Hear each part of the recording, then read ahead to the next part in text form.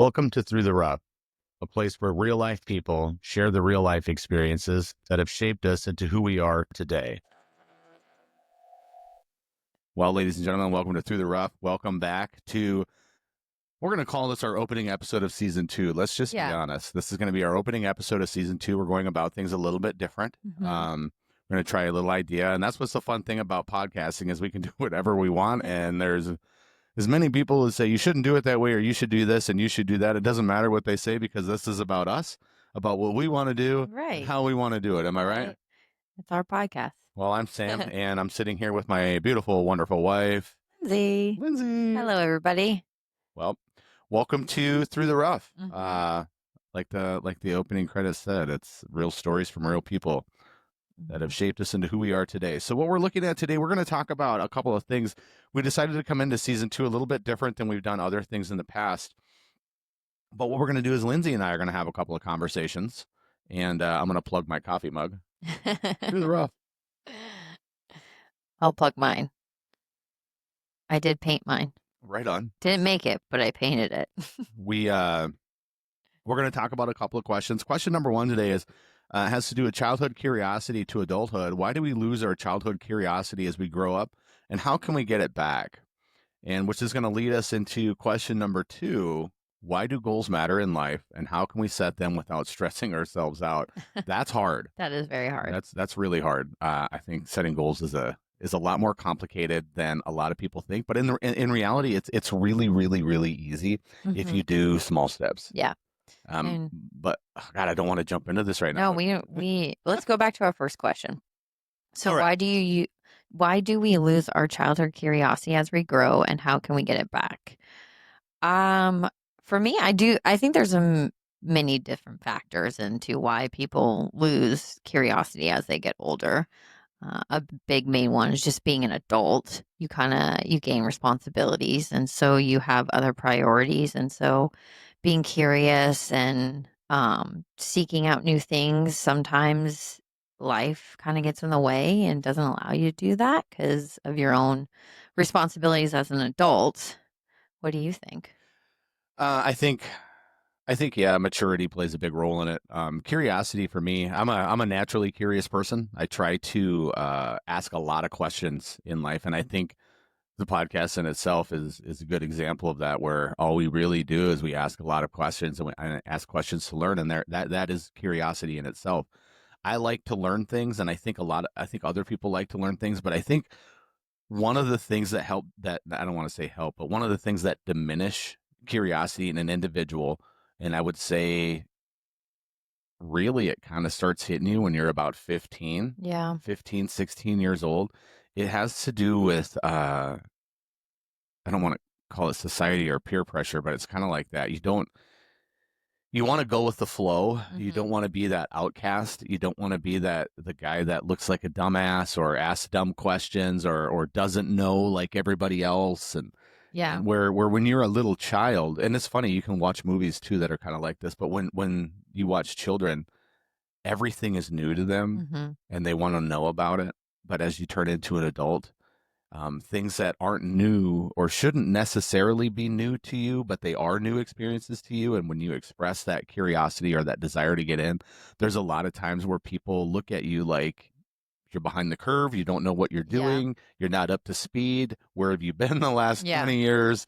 And that in itself stifles wanting to learn things and wanting to explore and experience things, because that self-esteem, that you don't want to look like a fool, you don't want to look dumb, you don't want to embarrass yourself in front of your peers. I think that plays a big factor into stifling curiosity in your adulthood.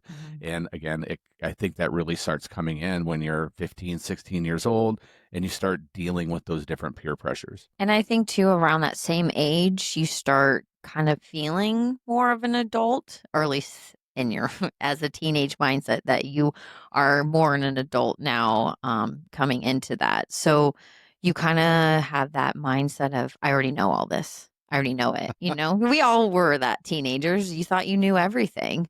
So I agree with you, around that same age is when that curiosity maybe starts to kind of falter or lessen because of just, being a teenager, thinking you know everything, and also, like you said, not wanting to be embarrassed about something that you don't know. I think being embarrassed really does stop people from asking questions and not wanting to look like a fool on something that they don't know instead of just being honest, being like, I don't, that, sometimes it's a word. Sometimes someone says a word. I'm like, I have no idea what that word is. And, just being open to that it's still okay to ask questions, that just because you ask a question doesn't mean that you are stupid or ignorant or any of those factors. It's just meaning that that's something that you don't know, and it's okay that you don't know it because reality, we don't know everything, even though sometimes we think we do. And I think another thing with curiosity, as a kid, you are new to the world. So you really are learning and growing because you have never experienced any of these things. So that's why I think curiosity is so much more prevalent as a child because you really haven't experienced these things. But when you go into adulthood, you've experienced more things. So you start to know that you've experienced more things. And when that I think that can stifle your curiosity because you kind of get in that mindset. It's like, oh, I already know all this. And sometimes then you become a parent yourself and you start looking into teaching your children it. So you start losing your own curiosity because you're teaching your children the things you already know. I mean, there's, like I said, there's multiple factors into why curiosity can change a little bit. And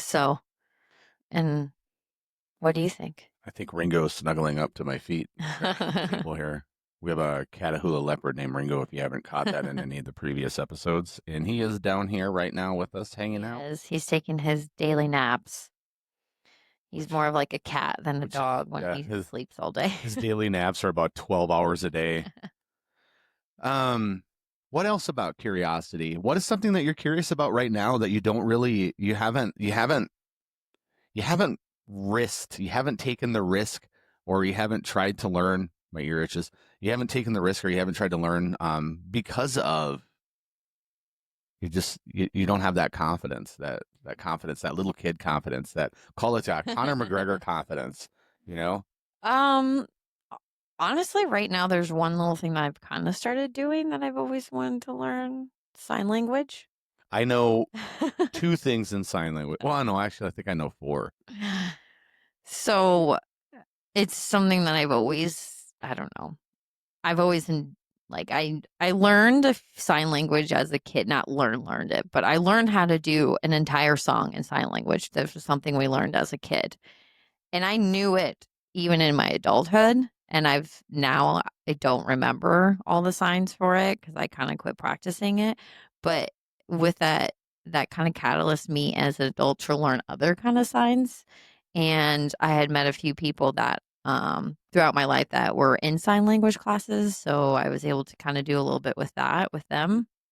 And then I lost it again. And then, and so it's one of those things, I don't know. I've always enjoyed learning it. It's not something, I don't know why I enjoy learning, but I do. And, working in the health field, Well, do you it's, think and this might sound a little weird, but do you think any of your your childhood baseball had anything to do with that? Because it's all like I all don't that know, kind of maybe weird stuff. baseball signs, maybe. Your brother is 48, 47, or 48 years old, and he Mhm. still does that kind of stuff. I know. He was He a literally hardcore just did it baseball the player. other day. And now he Well, then with his wife being in the army, they also now have military That's signs all. they'll do to each other. It's their own little language. And there's my curiosity. Why are you guys doing that? Ah, to keep it quiet, I suppose. Why are kids But so curious? like I said, I think because they're just never experienced anything before. They don't care. They have no reservations, No, right? they don't. They don't have the years of of growing up and being an adult society telling like Conditioning. yes of thank you conditioning. That's a great word for it. Of what's wrong, what's right, or no, you shouldn't do that, you should do this, that kind of thing. So it's just everything is new, and you have to remember as an adult to go back and put yourself in that shoes of like all the normal things that we do every day. Like as a child you did not know how to do any of that. So I think it's just you're so curious because you learn one thing and then you get shown another object, let's just say, you know, a water bottle. And then you're sitting there as a kid trying to figure out what this is, what it does, how it works, and then you just kind of keep moving on. So I think that's why kids are so curious because it's just things they haven't actually experienced before. And then how like what's an example? How can you be curious again? I think just asking questions. I think Yeah. asking questions can help trigger being curious because What's an that's example of that? Like asking questions. Like something personal for you? Like what's something that you may be curious about that you would ask a question about? And curiosity, to me, curiosity isn't just being curious about a isolated upfront surface incident. Curiosity to me, just personal, is deep dive. I want to know how the quantum physics and the molecular structure and the energy particles interact with each other and why it creates this ultimate surface level result that we see. That's my depth of curiosity. Why does this happen? hmm And I think that's a little different for everybody. You like to go to the core. I'm also kind of like that. I have to get to the core of it to really learn it, I think. Yeah. And so sometimes it's a deep dive as well. And then once I kind of get to the core, then I can understand the process. And sometimes for me, it's learning just terms, just learning words and that factor of what I'm learning. Oh, I know the definition of this word. Okay, now that can help me understand the rest of it. What kind of advice could you give just say a random stranger hypothetical. God, that H came out loud. Hypothetical. Um a random stranger on the corner, conversation came up. And then they say, "Well, I don't really know how to be curious." What advice would you give that person? I think my advice would be, well, first of all, just stop and think about the things that you might have questions about because you might not ask them openly, but in your head, if you don't know something, you're asking that question in your head, Yeah. whether you have the confidence or not to ask, other people outwardly. So just start with that. Start with those questions that you have that are going through your own head. And then maybe that could just ask that question out loud or take that subject that you have a question on and start doing your own research. And, that means the thing is now, we have little computers in our hands at all times. So if you do have a question, it's really easy to kind of figure it out by just, getting online and asking and then kind of going in from there. I think the biggest thing is, you know, if you're in a situation with someone and you're having a conversation and you don't know something that they're talking about, some people might choose to later on go and look it up later so they don't want to look embarrassed. But I think a lot of it is maybe if you ask that question right then and there, instead of feeling embarrassed, you might open up a whole new dialogue and you're talking to a person that has more expertise on that subject matter that you're unaware of. And so just start that conversation and that can spark more curiosity and then spark, a question from that other individual. Right on. Um Do you feel that? Like, what do you think are good ways to kind of help spark curiosity? I think it starts with confidence, self-esteem and confidence, Yeah. honestly. I think where your self-esteem and your confidence level are, if you're not afraid to ask questions, then I think your curiosity is more prevalent, Yeah. or at least it shows a little more. People who ask a lot of questions learn more. They They're do. just not afraid. You ask questions, and you don't ask questions. I don't know how to say this without. I don't know how to say this. I don't know how to say this. You ask questions because you want to learn. Yeah. Like that's why I ask so many questions. And sometimes people look at that like I'm almost being intrusive or I'm being obtuse. But the reality is, I the only reason I ask questions is to learn.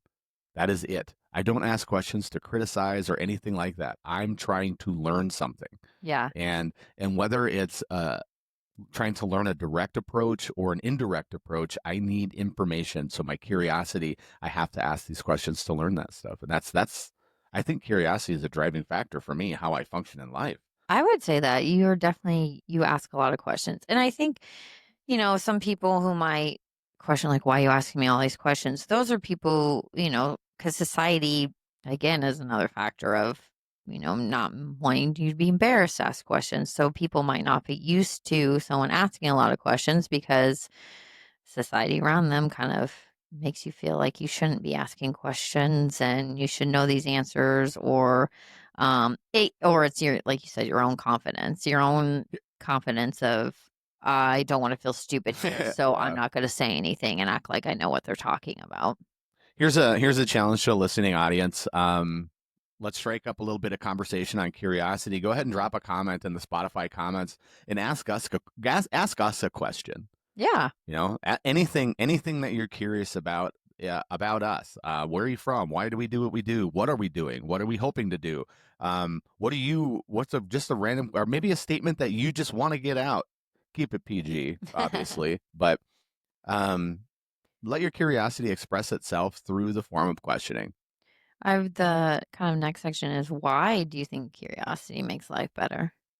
Why do you think it's important for us to I stay curious? I think I think as long as you have curiosity within your life, it keeps you moving in a forward momentum, Mm-hmm. honestly, because you had mentioned this earlier today, stagnant. Like if you are not curious, you're basically staying in the same spot. You're not exploring, you're not branching out, Mm-hmm. you're not growing, you're not increasing your emotional intelligence, your actual intelligence, your social intelligence, anything like that. And in addition to that, you're not learning how to create. Build creating, that is life to me. In my definition of life is the growth creation. Anything that you can create and grow is life. And if you're not curious and you're just like, man, that's how it is, or no big deal for me, I'm just gonna sit here on my sofa and eat my delivered pizza and all that, there's no growth. No. And I think, too, think about the world. If we had nobody who was curious in the world, We'd still be we living wouldn't in a cave. we wouldn't be able to even do what we're doing right now. We wouldn't Yeah. have recording you just wouldn't have people, like any of the technology that we have. I mean, all of that came from, all of our advances in society came from people being curious and asking questions and seeking for more.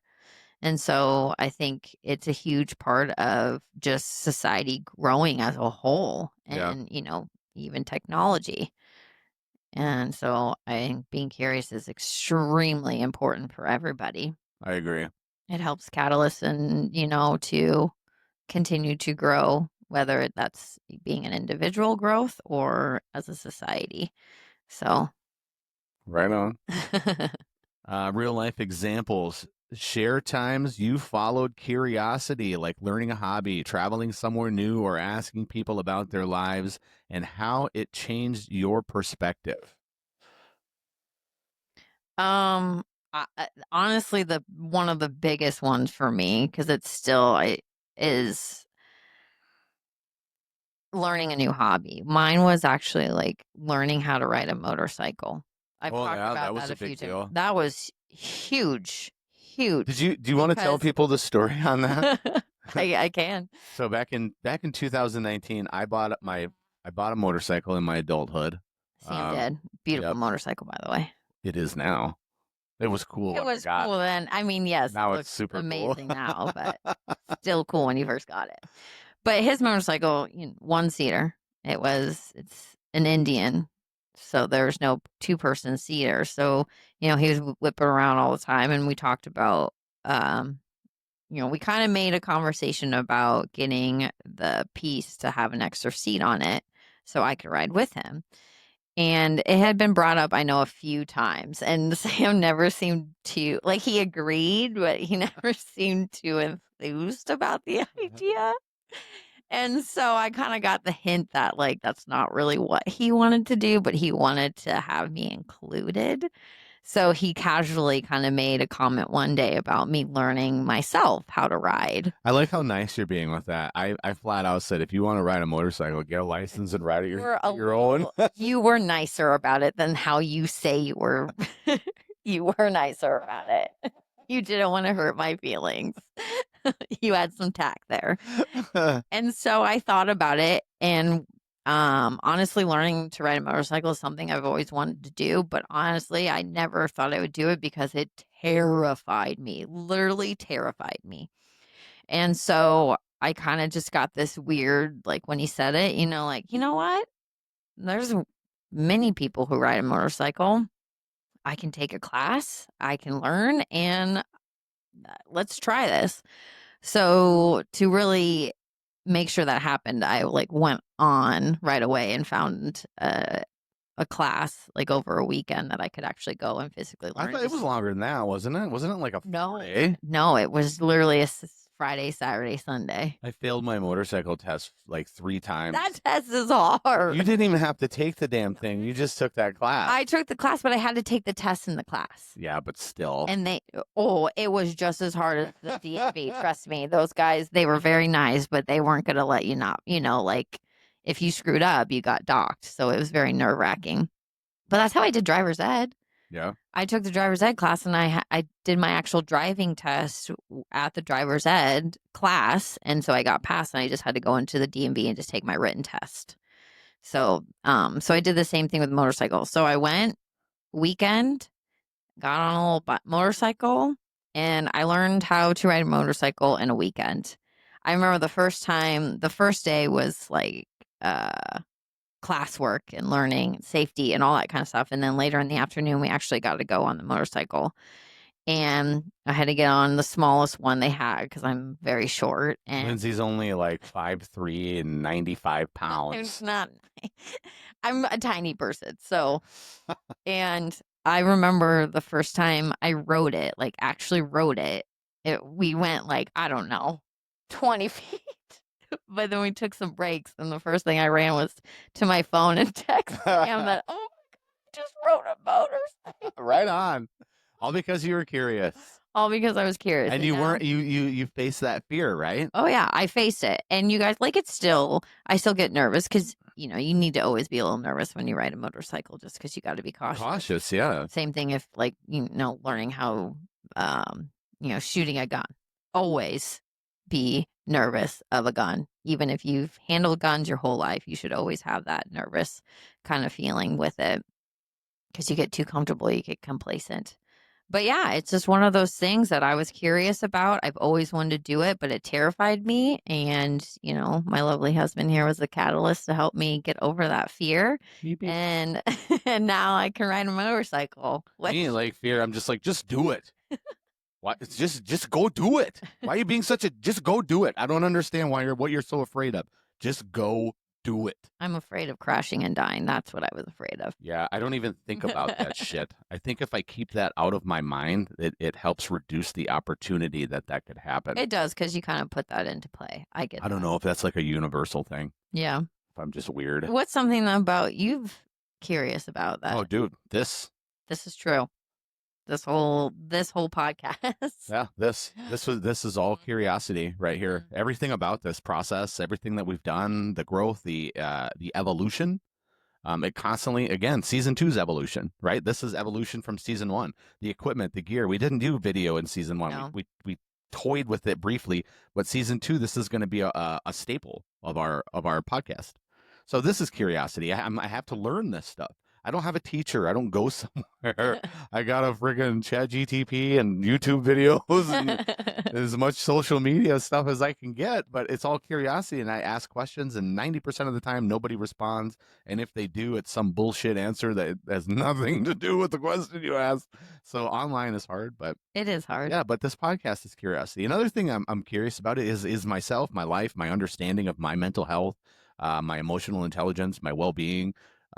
Dealing with trauma. Those are things that I'm super curious about. Understanding like my childhood trauma, my youth, my teenage years, my adolescence, my 20s, 30s, and now my 40s, going into 50s in a couple years. Oh my God.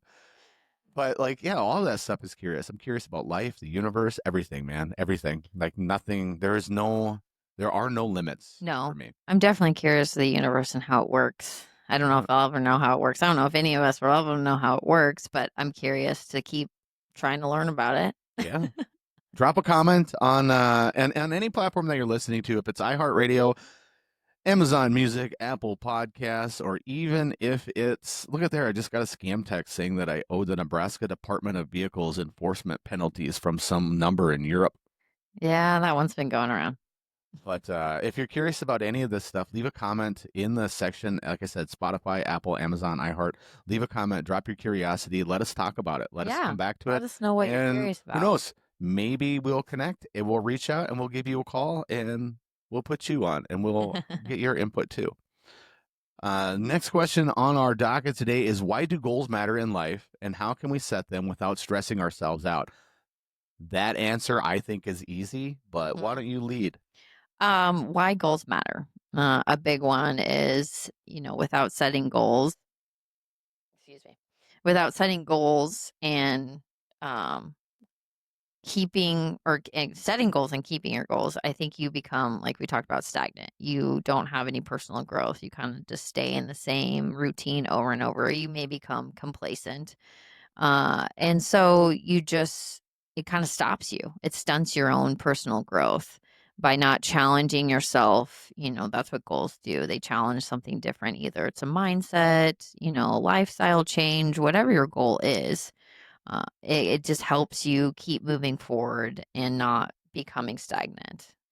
Uh, for me, I think having goals, setting realistic goals. I think most Yeah, of that's us a. has heard of SMART goals and Hmm. stuff like that. I can't remember what the hell it stands for, to tell you the I truth. can't either.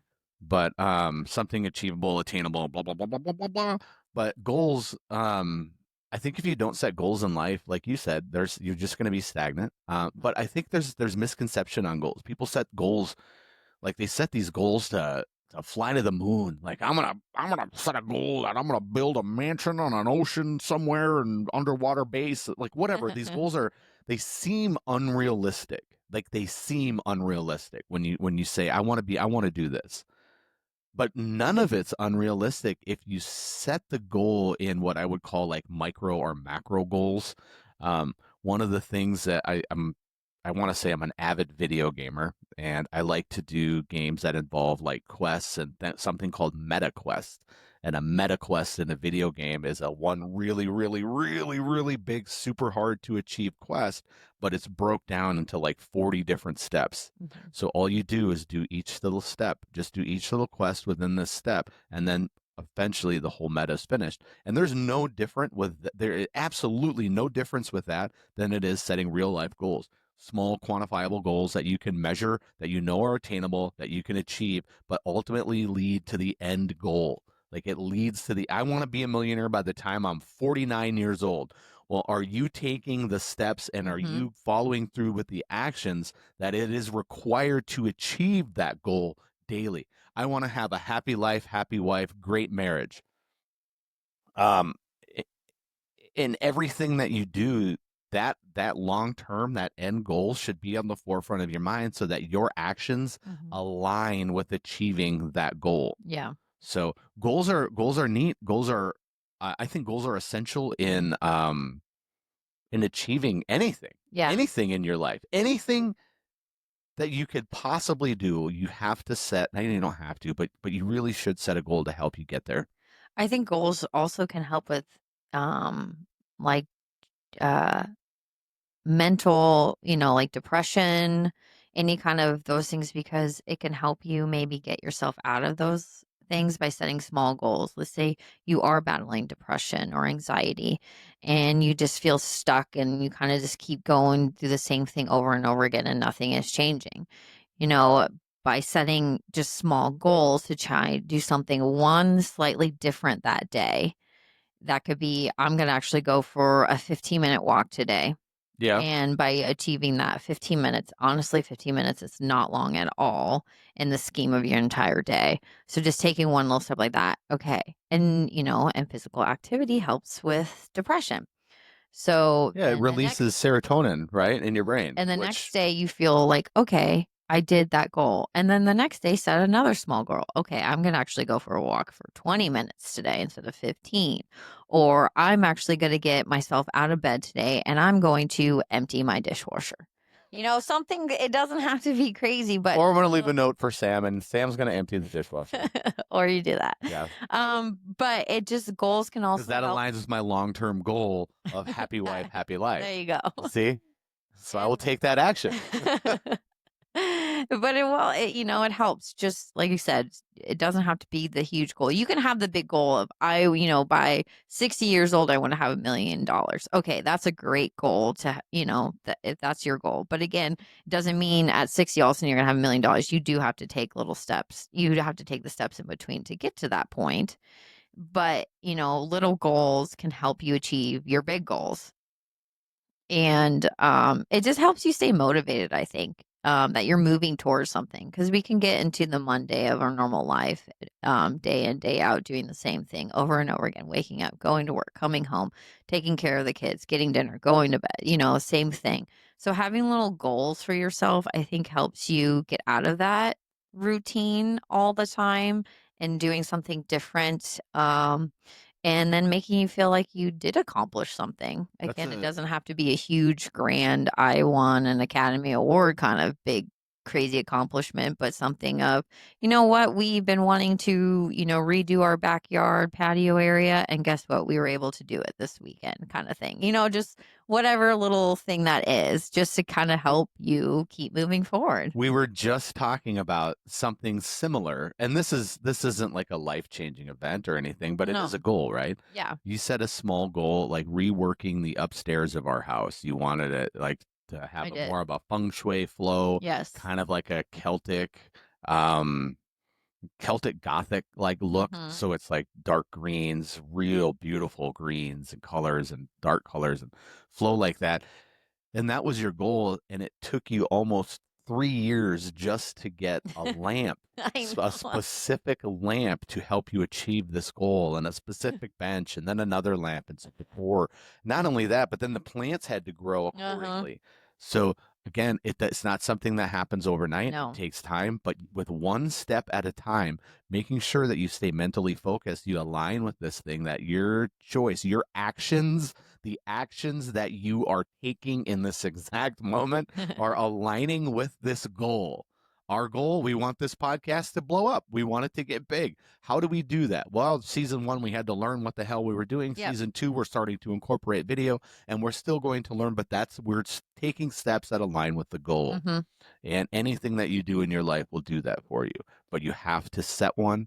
And then if it seems like it's too much, break it down into little pieces and then take action on each little piece individually. And ultimately, just like putting a big ass puzzle together on a table, Ooh, my favorite. there's the final picture. And then you get to express your joy and all of this and that. And now you're like, oh, that goal's done. What do I do next? You set another one. Yeah. You just Set keep another going. one. And you just keep building on that. What if you don't achieve that goal, or you miss it, or miss a day of doing something that was part of your goal? Well, that first off, that goes back to your discipline. So try to be disciplined. But if you start missing steps, you start skipping ahead. You get that complacency where, oh, it's going to be okay. I just missed a couple of days. Well, think about that, because now those steps that you missed are start to become a habit, start to become a routine, and then your goal goes to the wayside, because this is a little bit more important of just relaxing and chillaxing and not doing anything, because lazy is easy. Yes, it is easy. It's very easy to sit on the couch and stare at your phone. Yep. Or stare at the TV or do some shit like that.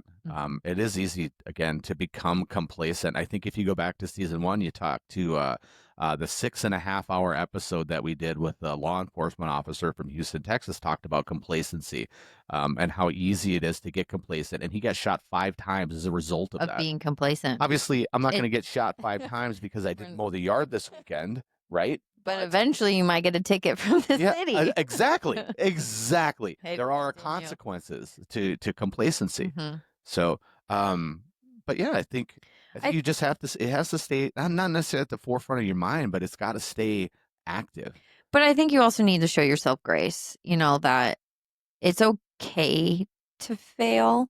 Oh, for sure. And that's the thing is, like, let's say you set a goal and you started doing some steps to achieve. Let's say the first time, few little things you did, you failed at it. But it doesn't mean you're done with that goal. It doesn't mean you won't achieve the goal. It just Try again. You need to reevaluate. Yeah, so that's a big thing, is like, it's okay to have some failure along the way achieving your goals. And I don't think anyone who's achieved big goals didn't fail along the way. Oh, of course. Like, Elon Musk is a great example of somebody with goals and big goals. I just dropped my pen. Elon Musk's example of big goals is he wants to land on Mars. He wants to start a colony on Mars. Well, one step at a time. You don't just put people on a space shuttle and send them to Mars. You got to build a space shuttle that can actually get Go out of to the Mars. atmosphere and land again. So part of his long-term goal is getting him there. Part of that goal is getting a spaceship that will actually land again. So he's like one step at a time, and hmm that's monumental, of course. Now we're talking about simple life stuff, but I want to be a better golfer. Well, how do I be a better golfer? I have to put in the time. I hmm want to be a better husband. How do I be a better husband? I have to put in the time. I want to be a better employee, or I want to be a better business owner. How do I do that? I need to be more present and more active. I have to set different goals in order to accomplish things to reach the milestones that we're trying to achieve. hmm And I think, your goals and curiosity all kind of combine together. Because if you are stagnant in thing, maybe start setting goals about things you're curious about. Like, let's say you want to learn, like I said, I wanted to learn sign language. So start doing little things like that to start learning something new. And that can help maybe, expand on that. You've achieved that. Oh, now let's keep going. It's, that curiosity can help you set some goals to say you are questioning with goals your life. You don't know what direction you're going, you don't know where to go from here, but you're curious about certain things. So just set goals that maybe not, necessarily are in the huge life scheme path that you want, but just by setting these small goals can maybe help trigger something to get you onto the bigger goals that you're trying to do. Yeah, I agree with you completely. We got about 9 minutes left, or actually about 8 minutes left.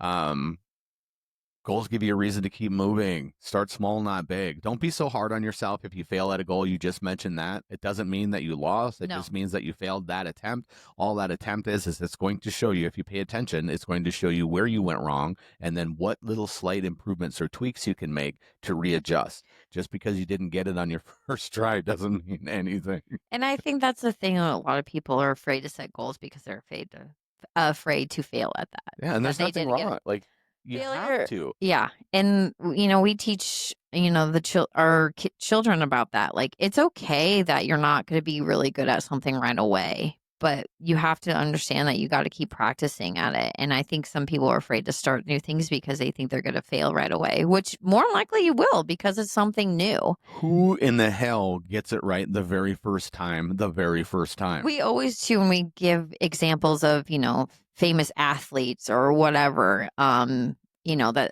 they're the best of the best in their field. And we tell the kids, the boys all the time, like, okay, you think they were good right away? I'm like, no, no. And they practice Hours, hours and hours, hours, like days, 18 hours a day. days That's what these guys are doing of for months at a practicing. time. Yeah, to get to that great level. Like that's what some of the stuff takes, so they failed. They've lost games. They Yeah. failed lost tournaments or Oh they yeah. didn't win that award. They lost, there's so many failures and losses along their way, but you just have to understand it's not talked about a lot. So people just think, oh, they're the greatest and they are good and I'm never going to be that. No. Part of that journey. hmm Like even Tiger Woods, I think, stroked out on a par three once. Yeah. 10 strokes on a par. I think that's accurate.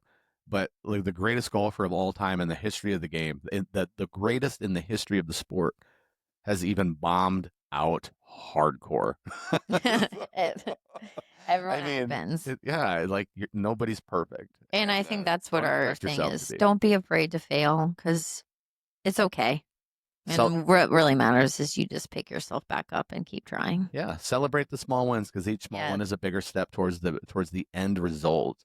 Um, Let goals change as you grow. As you What? grow That's a and you good start one. to develop and you start to learn, then you can make your goals even slightly more complicated or a little bit more complex, step by step, man. Or, it's just your life goes in a different direction. So you make goals to change that. Or you realize your life is going in a direction you don't like. So you start making goals to help you get back on a direction that you are, that you do want. Maybe that's you're working 100 plus hours a week and you're never home with your family, maybe start setting boundaries at work and, being home because you're realizing I'm losing my time with my children. I'm not seeing them growing up or I'm not involved in these things. but you want to be. And it's just, maybe having to set some more boundaries and allowing yourself to have that time. So, whatever it is, life changes all the time. It's never the same every day. And, so set goals to help you get to the better life that you're looking for. Agreed. And that's can be different for everybody. It's hard. Life is never like again through the rough. It's never easy. We have ups and downs, but I think setting goals and I think staying curious really helps you enjoy life when it does get hard and remembering that, there are good times. There are things I can look forward to. I think setting goals can help you look forward to things.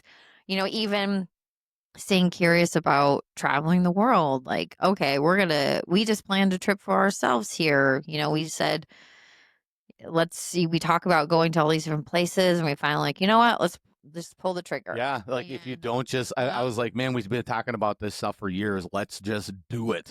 Well, I don't know if we've got enough money. Who cares? We have to. If we don't do it now, we are not going to do it, and we're gonna 5, 6, 7, 8, 10, 25 years will pass, and we haven't done shit Yeah. because the time wasn't right. The time is always right. The time is always right. It's always right now. People have kids and they didn't plan on it, Yeah. but they make it work because the time is always right. And that's the thing is, I think we allow ourselves to get in the way of our goals. I agree. Like, oh, I don't have the money for this, or it's not the right time, or, whatever the kind of the excuse is. It's very easy to do that. It's not the right time is the worst possible thing that you can say because that's the right time will never, ever, never, ever, under no circumstance, ever, never will the right time show up. I know. You will wait and die of old age waiting for the right time to show up. So now is the right time. And Right sometimes now. that right time gets past you and you realize it later on, like, oh, that was the right time. Because But it's it's never now. too late. No, It's never it's too never late. too late. Yep. Start now. You like think about the 85-year-old lady who's skydiving for the first time. Everybody looks at that lady like, hell yeah, look at her go. Oh, she's a badass. But if you're an 8-year-old, same thing. You get the same reaction from an 8-year-old and an 80-year-old. Hell yeah, look at you. Way to go. Way to go do it. Way to not be afraid. But if you're like 45 and you're like, I'm going to go skydiving for the first time, like, oh, okay. Yeah. Nobody gives a shit.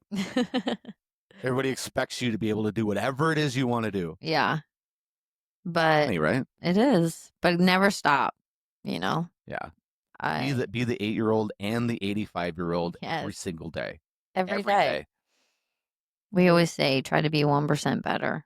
And that's maybe setting a different goal that day. Yep. And you can, be a little bit better each day, whatever that means. Whatever that means. Ladies and gentlemen, welcome to Through the Rough. Thanks for listening. Thank you, guys. Season 2 with Sam and Lindsay. We hope you enjoy it. We're Leave excited. A comment.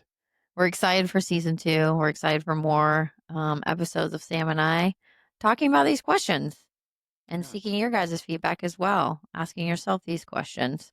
Leave comments, share. We love to open the dialogue. Ringo knows that we're done. Look at him. He popped up. He's coming over. He's like, oh, they must be done recording. I'm going to come and say hi. Leave a comment again on Spotify, Apple, Amazon, iHeart, Audible, wherever it is you get your podcasts.